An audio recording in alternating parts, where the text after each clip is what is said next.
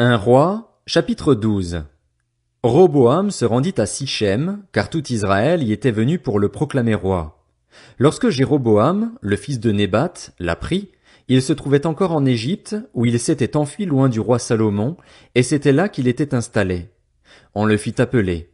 Jéroboam et toute l'assemblée d'Israël vinrent alors trouver Roboam et lui dirent: Ton père a exercé une dure domination sur nous. Quant à toi, maintenant, allège le dur service et la domination particulièrement lourde que nous a imposé ton père, et nous te servirons. Il leur répondit: Allez-vous-en et revenez vers moi dans 3 jours. Et le peuple s'en alla. Le roi Roboam consulta les anciens qui avaient été au service de son père Salomon pendant sa vie. Il leur demanda: Que me conseillez-vous de répondre à ce peuple? Voici ce qu'ils lui dirent.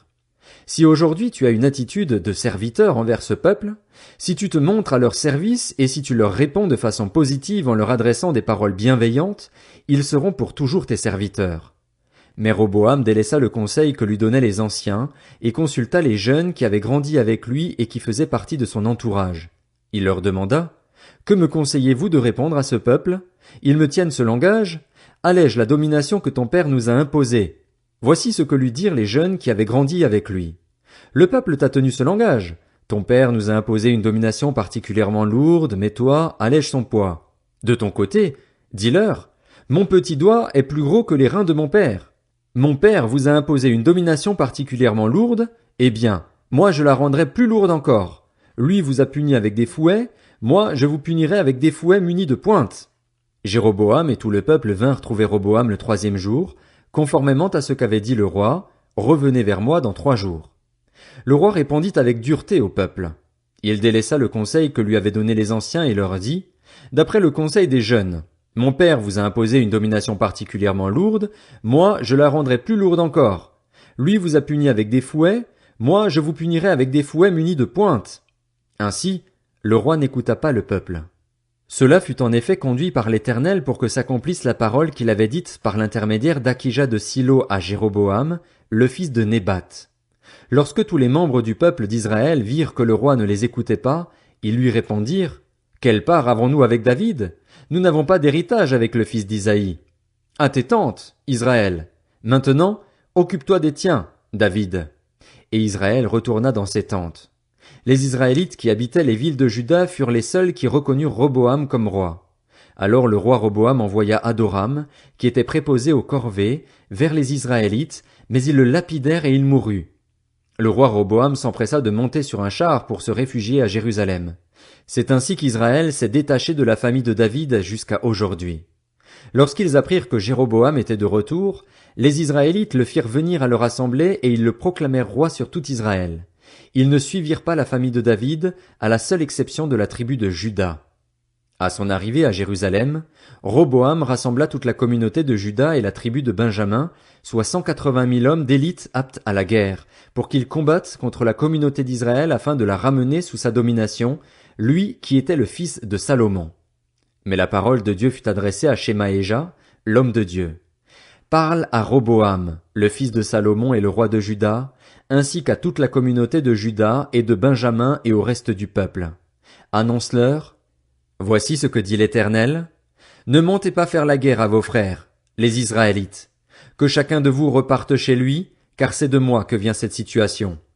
Ils obéirent à la parole de l'Éternel et firent demi-tour, se conformant à la parole de l'Éternel. Jéroboam fortifia Sichem, dans la région montagneuse d'Éphraïm, et il s'y installa. Puis il la quitta et construisit Pénuel.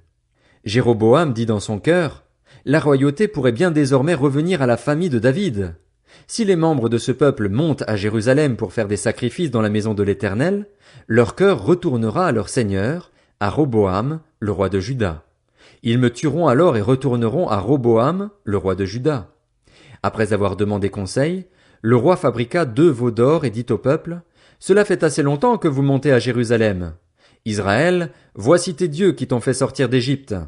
Il plaça l'un de ces veaux à Béthel et donna l'autre à Dan. Cela fut une cause de péché. Le peuple marcha devant l'un des veaux jusqu'à Dan. Jéroboam y établit un centre de haut lieu et il institua des prêtres pris dans l'ensemble du peuple, qui ne faisaient pas partie des Lévites. Il instaura, le 15e jour du 8e mois, une fête pareille à celle qui se célébrait en Juda, et il offrit des sacrifices sur l'autel. Il agit de la même manière à Béthel, afin que l'on y offre des sacrifices au veau qu'il avait fait, et il y plaça les prêtres des hauts lieux qu'il avait institués. Le 15e jour du 8e mois qu'il avait choisi de lui-même, il offrit des sacrifices sur l'autel qu'il avait érigé à Béthel. Il fit une fête pour les Israélites et il monta sur l'autel pour brûler des parfums. 1 Roi, chapitre 13. Or, un homme de Dieu arriva de Juda à Béthel, sur l'ordre de l'Éternel, pendant que Jéroboam se tenait près de l'autel pour brûler des parfums. Il cria contre l'autel, sur l'ordre de l'Éternel, et il dit, Autel, autel, voici ce que dit l'Éternel. Un fils naîtra dans la famille de David, son nom sera Josias. Il offrira en sacrifice sur toi les prêtres des hauts lieux qui brûlent des parfums sur toi, et l'on brûlera sur toi des ossements humains. Le même jour il donna un signe en disant, Voici le signe que c'est l'Éternel qui a parlé, l'autel se fendra et la cendre qui se trouve dessus sera dispersée. Lorsque le roi entendit la parole que l'homme de Dieu avait criée contre l'autel de Béthel, il avança la main par-dessus l'autel en disant, Arrêtez-le! La main que Jéroboam avait tendue contre lui devint alors paralysée, et il ne put la ramener à lui.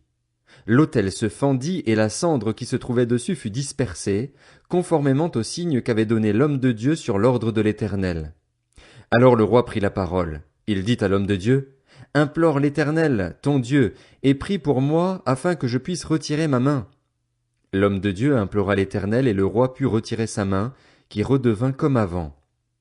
Le roi dit à l'homme de Dieu, Viens avec moi dans mon palais, tu mangeras et je te donnerai un cadeau. L'homme de Dieu répondit au roi, Même si tu me donnais la moitié de ton palais, je ne viendrai pas avec toi.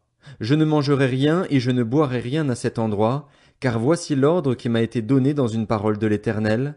Tu ne mangeras rien et tu ne boiras rien, et tu ne prendras pas à ton retour le même chemin qu'à l'aller. Et il repartit par un autre chemin, il ne prit pas à son retour le chemin par lequel il était venu à Béthel. Or il y avait un vieux prophète qui habitait à Béthel. Ses fils vinrent lui raconter tout ce que l'homme de Dieu avait fait à Béthel ce jour-là, ainsi que les paroles qu'il avait dites au roi. Leur récit terminé, leur père leur demanda, Par quel chemin est-il reparti? Ses fils avaient vu par quel chemin était reparti l'homme de Dieu venu de Juda. Il leur dit, Scellez-moi l'âne. C'est ce qu'ils firent et il monta dessus. Il partit à la poursuite de l'homme de Dieu et le trouva assis sous un térébinthe. Il lui dit, Es-tu l'homme de Dieu venu de Juda? Il répondit, C'est bien moi. Alors il lui demanda, Viens avec moi à la maison et tu mangeras un peu. Mais l'homme de Dieu répondit, Je ne peux ni revenir en arrière avec toi, ni entrer chez toi. Je ne mangerai rien et je ne boirai rien avec toi à cet endroit, car il m'a été dit dans une parole de l'Éternel, Tu ne mangeras rien et tu ne boiras rien là-bas, et tu ne prendras pas à ton retour le même chemin qu'à l'aller. L'autre lui répliqua, Moi aussi, je suis un prophète, comme toi, et un ange m'a parlé de la part de l'Éternel. Il m'a dit, Ramène-le avec toi dans ta maison et qu'il mange et boive. Il lui mentait. L'homme de Dieu revint en arrière avec lui, et il mangea et but dans sa maison. Ils étaient installés à table quand la parole de l'Éternel fut adressée au prophète qui l'avait ramené, et il cria à l'homme de Dieu venu de Juda. Voici ce que dit l'Éternel. Parce que tu t'es rebellé contre l'ordre de l'Éternel et que tu n'as pas respecté le commandement que l'Éternel, ton Dieu, t'avait donné, parce que tu es revenu en arrière et que tu as mangé et bu à l'endroit même dont il t'avait dit, tu ne mangeras rien et tu ne boiras rien là-bas, ton cadavre n'entrera pas dans le tombeau de tes ancêtres. Puis, quand le prophète qui l'avait ramené eut mangé et bu, il sella l'âne pour lui. L'homme de Dieu repartit et il rencontra en chemin un lion qui le tua. Son cadavre resta étendu sur le chemin, l'âne et le lion à côté de lui. Des voyageurs virent le cadavre étendu sur le chemin, avec le lion à côté de lui, et ils en parlèrent à leur arrivée dans la ville où habitait le vieux prophète. Lorsque le prophète qui avait fait revenir en arrière l'homme de Dieu en entendit parler, il se dit, C'est l'homme de Dieu qui s'est révolté contre l'ordre de l'Éternel. L'Éternel l'a livré au lion, qui l'a mis en pièces et l'a fait mourir, conformément à la parole qu'il lui avait dite. Puis, s'adressant à ses fils, il demanda, Scellez-moi l'âne. C'est ce qu'ils firent, et il partit. Il trouva le cadavre étendu sur le chemin, et l'âne et le lion à côté de lui. Le lion n'avait pas dévoré le cadavre ni mis l'âne en pièces. Le vieux prophète souleva le cadavre de l'homme de Dieu, le déposa sur son âne et le ramena. Il retourna dans sa ville pour le pleurer et l'enterrer. Il déposa son cadavre dans son propre tombeau et l'on pleura sur lui en disant: Quel malheur, mon frère! Après l'avoir enterré, le vieux prophète dit à ses fils: Quand je serai mort, vous m'enterrerez dans le tombeau où est enterré l'homme de Dieu, vous déposerez mes ossements à côté des siens. En effet, elle s'accomplira, la parole qu'il a criée, sur l'ordre de l'Éternel, contre l'autel de Béthel et contre tous les centres de hauts lieux présents dans les villes de Samarie. Même après cet événement, Jéroboam ne se détourna pas de sa mauvaise voie. Il continua à instituer des prêtres de hauts lieux pris parmi l'ensemble du peuple. Celui qui en émettait le désir, il l'établissait dans la fonction de prêtre des hauts lieux. Cela fut une cause de péché pour la famille de Jéroboam, et c'est pour cela qu'elle a été exterminée et détruite de la surface de la terre. 1 Roi, chapitre 14. À cette époque-là, Abijah, le fils de Jéroboam, tomba malade. Jéroboam dit alors à sa femme: Lève-toi donc et déguise-toi pour qu'on ne sache pas que tu es ma femme, puis va à Silo.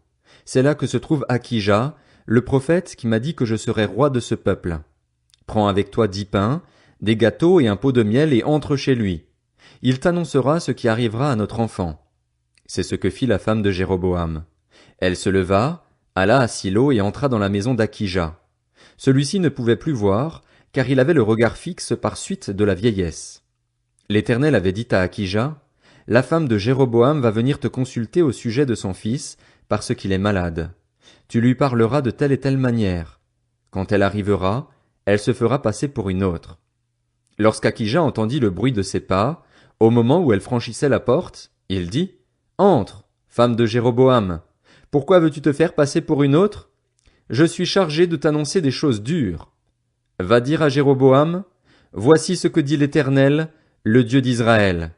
Je t'ai tiré du milieu du peuple. Je t'ai établi chef de mon peuple, d'Israël. J'ai arraché ce royaume à la famille de David et je te l'ai donné. Pourtant, tu n'as pas imité mon serviteur David, qui respectait mes commandements et qui me suivait de tout son cœur, ne faisant que ce qui est droit à mes yeux. Tu as agi plus mal que tous tes prédécesseurs. Tu es allé te fabriquer des dieux étrangers, des idoles en métal fondu, pour m'irriter et tu m'as rejeté. Voilà pourquoi je vais faire venir le malheur sur la famille de Jéroboam. Je vais exterminer tout homme qui t'appartient, qu'il soit esclave ou libre en Israël, et je vais balayer ta famille comme on le fait pour des ordures, jusqu'à ce qu'elle ait disparu. Le membre de la famille de Jéroboam qui mourra dans la ville sera mangé par les chiens, et celui qui mourra dans les champs sera mangé par les oiseaux. Oui, l'Éternel a parlé. Quant à toi, lève-toi, retourne chez toi. Dès que tu mettras les pieds dans la ville, l'enfant mourra. Tout Israël le pleurera et on l'enterrera. Oui, il est le seul de la famille de Jéroboam qui sera déposé dans un tombeau, parce qu'il est le seul de cette famille en qui l'on trouve quelque chose de bon devant l'Éternel, le Dieu d'Israël. L'Éternel va faire surgir sur Israël un roi qui exterminera la famille de Jéroboam. Ce jour est là.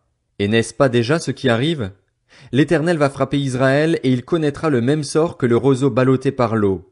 Il va arracher Israël de ce bon territoire qu'il avait donné à leurs ancêtres et les disperser de l'autre côté de l'Euphrate, parce qu'ils se sont fabriqués des idoles, irritant ainsi l'Éternel. Il va abandonner Israël à cause des péchés que Jéroboam a commis et qu'il a fait commettre à Israël. La femme de Jéroboam se leva et repartit pour Tirtsa. Au moment où elle atteignit le seuil du palais, l'enfant mourut. On l'enterra et tout Israël le pleura, conformément à la parole que l'Éternel avait dite par l'intermédiaire de son serviteur, le prophète Akija. Le reste des actes de Jéroboam, la manière dont il a fait la guerre et a régné, cela est écrit dans les annales des rois d'Israël. Jéroboam régna 22 ans, puis il se coucha avec ses ancêtres. Son fils Nadab devint roi à sa place. Roboam, le fils de Salomon, régna sur Juda. Il avait 41 ans lorsqu'il devint roi et il régna 17 ans à Jérusalem, la ville que l'Éternel avait choisie de préférence à toutes les tribus d'Israël pour y établir son nom. Sa mère s'appelait Naama et c'était une Ammonite. Les Judéens firent ce qui est mal aux yeux de l'Éternel et, par les péchés qu'ils commirent, ils excitèrent sa jalousie plus que l'avaient fait leurs ancêtres. Ils se construisirent, eux aussi, des hauts lieux avec des statues et des poteaux sacrés sur toute colline élevée et sous tout arbre vert. Il y eut même des prostituées dans le pays. Ils imitèrent toutes les pratiques abominables des nations que l'Éternel avait dépossédées devant les Israélites. La 5e année du règne de Roboam, Shishak, le roi d'Égypte, monta contre Jérusalem. Il prit les trésors de la maison de l'Éternel et ceux du palais royal, il prit tout. Il prit tous les boucliers en or que Salomon avait faits. Le roi Roboam fabriqua à leur place des boucliers en bronze et il en confia la responsabilité au chef des gardes qui surveillait l'entrée du palais.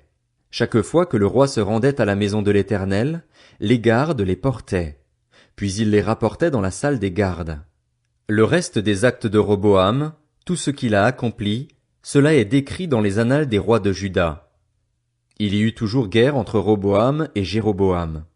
Roboam se coucha avec ses ancêtres et il fut enterré à leur côté dans la ville de David. Sa mère s'appelait Naama et c'était une Ammonite. Son fils Abijam devint roi à sa place.